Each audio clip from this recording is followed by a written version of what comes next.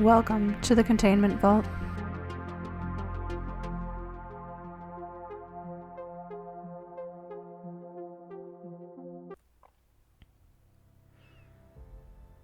SCP-019, the Monster Pot. Object Class, Keter.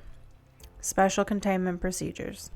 SCP-019 is to be kept on a wide grate in a 3x3x4 meter reinforced concrete room installed with an incinerator. Room is to be kept at 0 degrees Celsius when incinerator is not activated.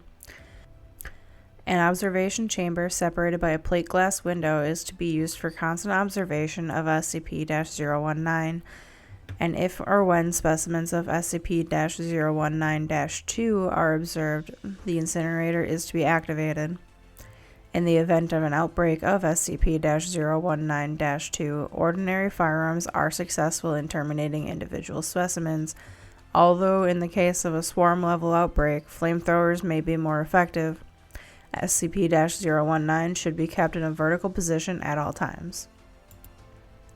Description: SCP-019 appears to be a very large ceramic vase, 1.8 meters in diameter at the mouth and 2.4 meters high. Style and decoration indicate it was created in classical Greece, although conclusive dating is impossible, as the surface is entirely unbreakable by any known means. If a successful method is discovered, SCP-019 is to be destroyed with prejudice. Periodically, entities emerge from SCP-019. Collectively, these are known as SCP-019-2. The entities vary in many aspects, but tend to be small, vaguely humanoid, though they may have animaloid features, and extremely hostile. They often choose to attack with teeth or claws. Although fairly delicate, also surprisingly flammable, they are reasonably strong and pose a considerable threat in large numbers. When kept at 0 degrees Celsius and totally at rest, entities will emerge from SCP-019 at a rate of approximately 1 entity per hour. The following traits are known to affect SCP-019-2's manifestation rate: movement of SCP-019, threat to SCP-019, extreme temperature highs and lows, sudden shift in surrounding environment, introduction of objects or organisms to the inside of SCP-019, known to cause a flood reaction. Traits that may or may not influence SCP-019-2's manifestation rate: presence of human life near SCP-019, current weather patterns, specific individuals near SCP-019. Some individuals seem to affect SCP-019-2's emergence rate more drastically than others. In addition, tipping or tilting SCP-019 will create a reaction as though it was previously filled with SCP-019-2 specimens, although viewers looking into SCP-019 from above will merely observe a dark hole. Due to the production rates of SCP-019-2 when the object is disturbed, measurement of the internal cavity is difficult, but it is suspected to be inconsistent with the outside measurements.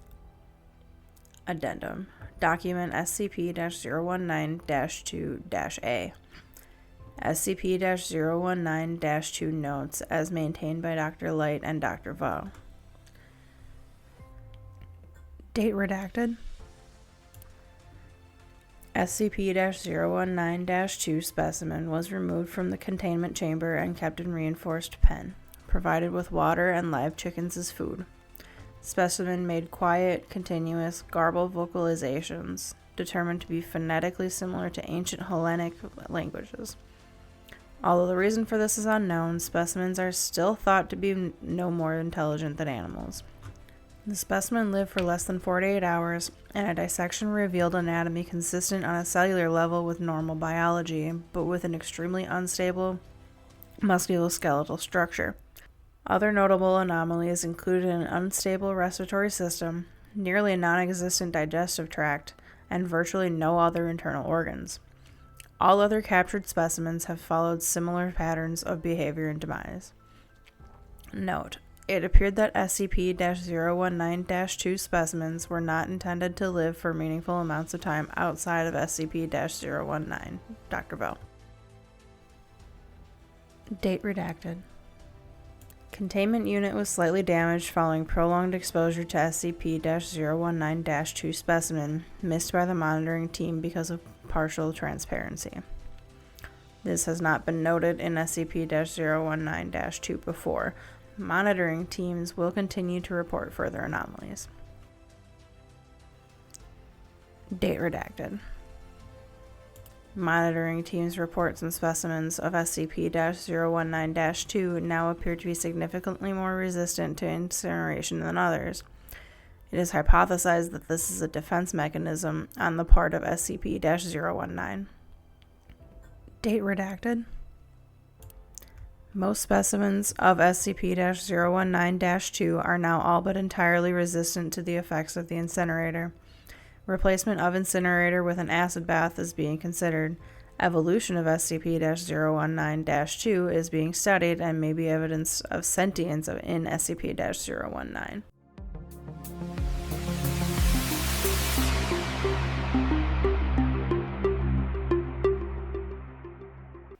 SCP-020 Unseen Mold. Object Class Keter. Special Containment Procedures.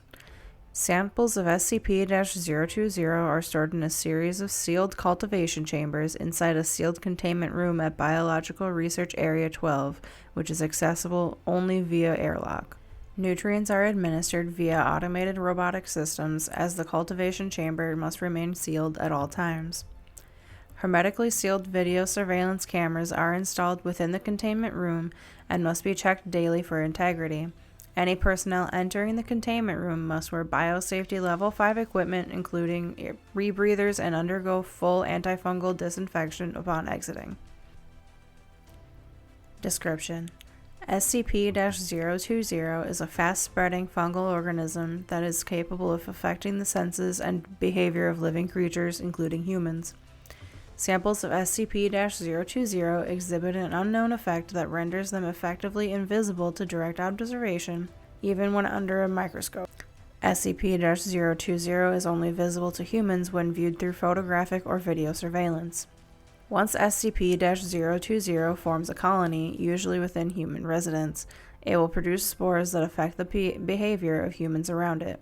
Affected subjects will increase the heat and humidity within their homes to create an environment more suitable to the growth of SCP-020. Affected subjects also become more sociable in many cases, and often invite acquaintances to their homes to further spread the organism. As the spores and mold colonies are invisible to affected subjects, the mold may sometimes grow directly on living subjects. As the spores and colonies within a home approach critical concentration, the health of affected human subjects will rapidly deteriorate, resulting in death. Further spread of the mold may occur as the bodies of any deceased subjects are encountered by emergency responders and healthcare agents, as well as transportation of the bodies to local morgues.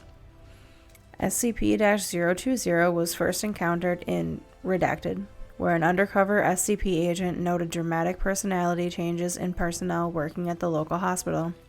Upon investigation by containment team, it was discovered that almost redacted civilians had been infected, as well as a majority of the town. The civilization population was terminated and the town incinerated under cover of a local flash forest fire. To date, over 12 outbreaks of SCP-020 have been reported. Investigations are currently underway to determine the source of these outbreaks and possible preventive measures. Addendum 020-01. Excerpts from the audio-video mission recorders of Mobile Task Force ETA-10, See No Evil, during the initial containment of SCP-020 on Redacted. T2 Lead. Team 2 moving to the Red House. T2 Com. Copy. AUV-1 is picking up 1 heat signature. T2 Lead. Team 2 in place, ready to Fuck! T2-2. Door opening. At this point, a civilian woman appeared in the doorway holding a kitchen knife. Video surveillance showed that nearly 2/3 of her face was covered by mold growths. Civilian woman. Well, hello there, gentlemen. Care to take a breather inside? T2 lead. On the ground, drop the weapon. Civilian woman. Don't be silly. Come on in and stay a while. T2 lead. Stop where you are. Drop the weapon. Civilian woman.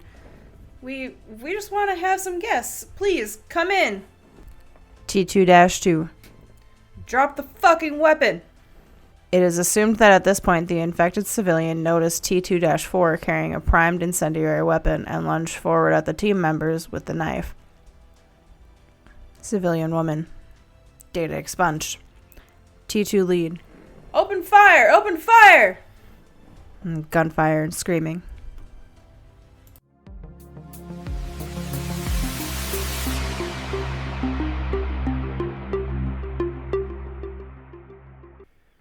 SCP-021. Skin Wyrm. Ew. Object Class Safe. Special Containment Procedures. SCP-021 is an obligate parasite of the human body. Containment, therefore, is no more difficult than containing an adult human. Most cells will suffice. Item is currently housed in Detention Cell 217-A on Subject D-139. Only Class D personnel are eligible for hosting SCP-021. As long as a given subject survives as a host for SCP-021, he is exempt from normal monthly terminations of Class D personnel. Description: SCP-021 takes the form of a large and elaborate tattoo of a serpentine dragon in the Oriental style, covering approximately 0.8 square meters of skin. This tattoo is fully animate within the confines of its host's skin and behaves largely as a normal animal would, albeit in only 2 dimensions. The tattoo's movement causes constant pain to its host, comparable and similar in character to simultaneous tattooing and tattoo removal on a large scale. The organism tends to spend most of its time on and near the torso. SCP-021 displays no intelligence beyond a basic pattern of feeding and locomotion, although actually measuring the intelligence of a 2-dimensional life form has proven impossible thus far. SCP-021 appears to feed exclusively on pigments in the host's skin. This can include melanin, in which case the subject appears to be suffering from vitiligo. However, the organism shows a marked preference for other tattoos and will seek out and devour these before resorting to natural pigments. It should be noted that the feeding process itself, beyond the sensation of movement, is painless. Normal tattoo ink simply vanishes as it is eaten. The organism maintains a constant size, and no excretions have been observed. The organism is capable of clearing over 0.06 square meters of skin per hour. One may feed SCP-021 by quickly tattooing fruits or small animals on the host. SCP-021 can be transferred between hosts by various forms of physical contact, with differing rates of success. In the case of successful transfer, the organism simply swims from one person to the other. Sexual intercourse appears to be the most reliable method of transfer, with a 93% rate of transmission. However, due to the severe pain involved, this is less than ideal. Contact between 2 open wounds is generally preferable. Transfer is more complicated in deceased subjects, though not unreasonably so. The organism suffers no ill effects from the death of its host and continues to consume pigments. Transmission between species is unknown. Previous tests suggested to be either impossible or exceedingly rare. SCP-021 does confer some benefits to its host. The tattoo has been proven to accelerate the release and reuptake of epinephrine and decrease lactic acid buildup, providing boosts of strength, confidence, and pain tolerance in stressful situations and reducing the usual after effects of weakness and fatigue. In addition, the tattoo seems to have some beneficial effect on the host's immune system. Aggression profiles in hosts are generally higher than average, though whether this is a direct effect of the tattoo or simply a reaction to the constant pain remains to be seen. The symbiotic relationship is usually limited by how long the host can tolerate such pain in everyday life. This has culminated in suicide on a number of subjects. In rare cases, hosts have also fallen victim to fatal skin infections. SCP-021's origins and nature are a mystery. Tracing its transmission from host to host is hardly feasible within the confines of secrecy, and the organism could well be hundreds of years old, if not more. Nevertheless, SCP-021's captivity is one of the longest in the Foundation's history at nearly data-expunged years, and has been very educational thus far. Current research focuses mainly on observing the characteristics of life in 2 dimensions.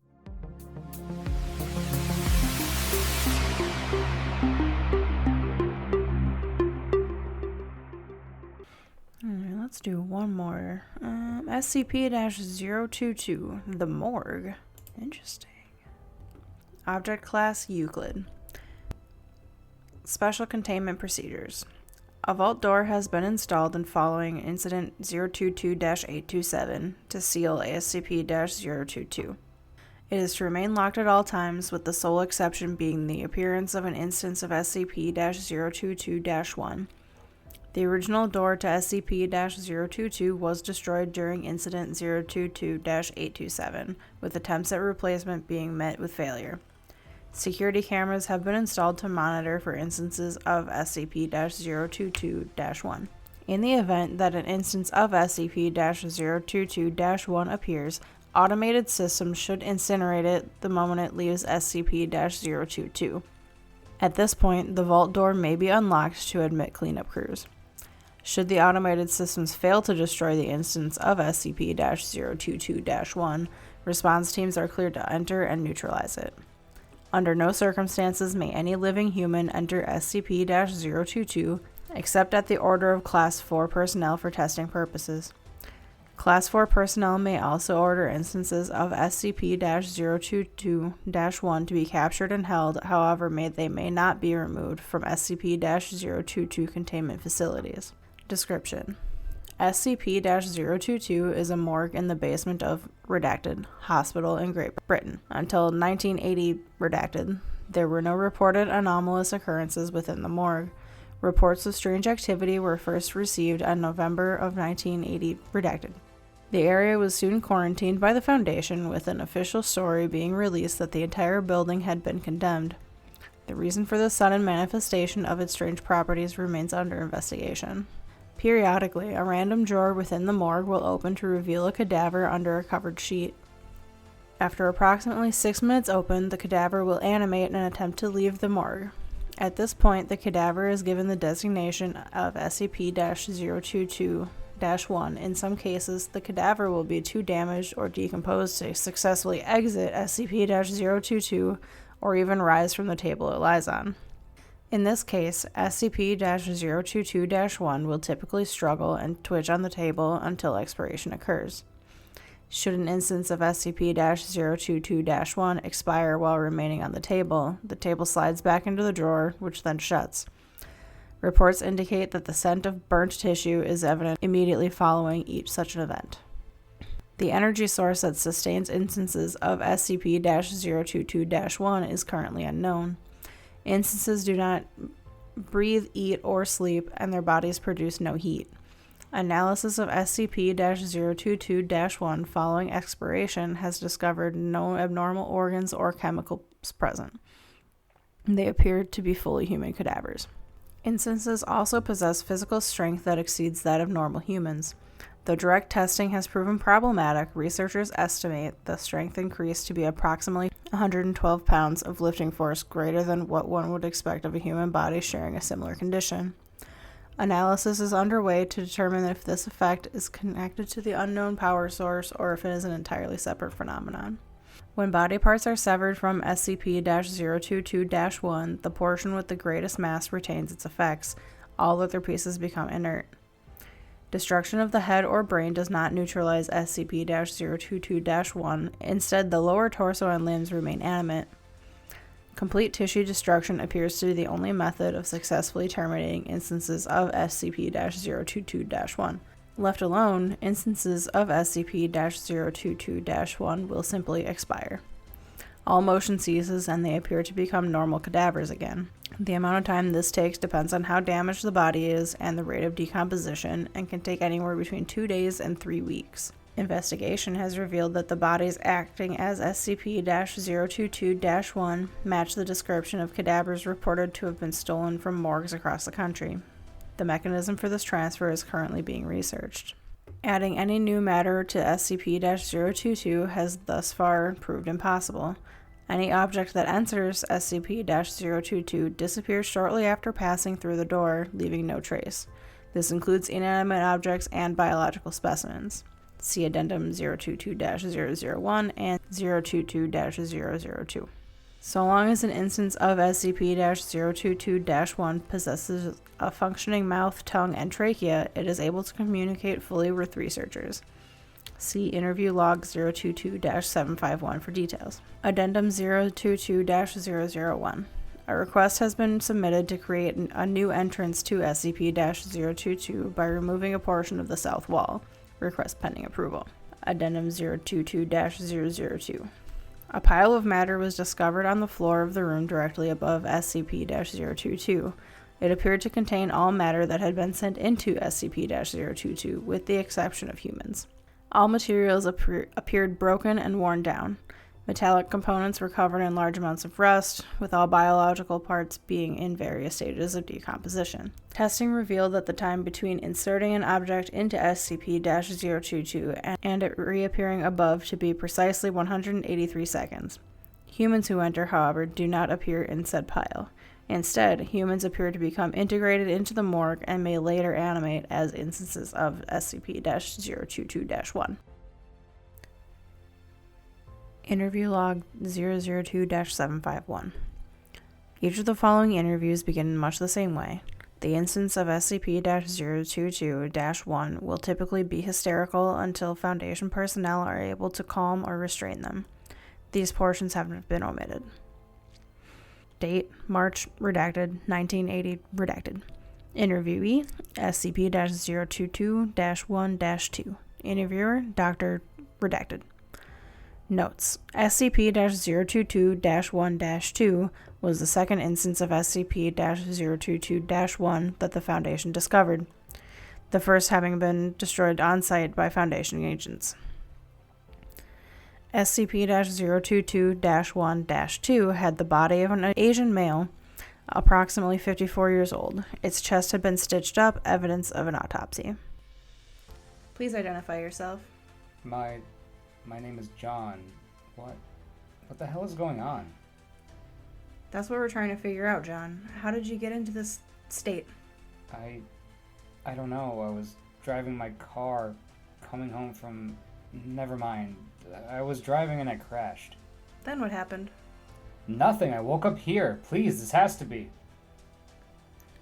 So you remember being in a car accident, then woke up here in the morgue? Do you have any idea how you got here? I didn't get here. Don't you get it? This isn't me. I'm not me. What do you mean you aren't you?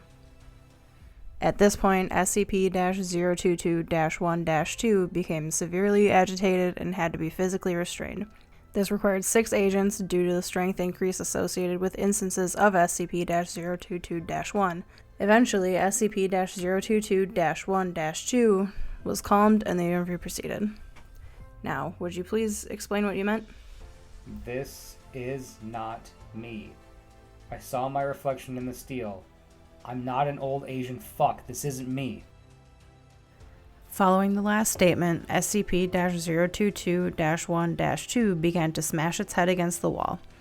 Once further restrained, it began to scream unintelligibly for several hours before falling silent. It continued to struggle, though apparently unable to speak, for an additional 6 days until it finally ceased motion. During this time, it continued decomposing at a natural rate. An examination of the body following this interview was unable to determine the cause of death, as many of the internal organs had been removed. The only injury that did not appear to be a result of a previous surgery or autopsy was a damaged trachea. Date, March, redacted, 1980, redacted. Interviewee, SCP-022-1-5. Interviewer, Dr. redacted. Notes: SCP-022-1-5, animated shortly after D-5619 was sent into SCP-022 and subsequently disappeared. SCP-022-1-5 had the body of an approximately 12-year-old female, missing its right arm and a large portion of its torso. Following the incident with SCP-022-1-3, all instances of SCP-022-1 are physically restrained before being introduced to valuable personnel, with SCP-022-1-5 being no exception. Please state your name. What did you bastards do to me? Please state your name. What the fuck did you do to me? We have done nothing to you. Now please state your name. You know who I fucking am. Refresh my memory then, please. I'm the guinea pig you just fucked up. Don't tell me you forgot me, Dr. Asshole. Are you D-5619? In the flesh, and for your information, jackass, my name is... Redacted. Now change me back, you son of a bitch. Change me fucking back. At this point, Dr. Redacted asked SCP-022-1-5 several questions to verify its identity. Though its identity was confirmed to be that of D-5619, no further useful information was gained from SCP-022-1-5. It was kept in a holding cell until expiring 2 days later. After 3 weeks, the body of D-5619 animated as SCP-022-1-7. In a brief interview with SCP-022-1-7, it claimed to be an 89-year-old female.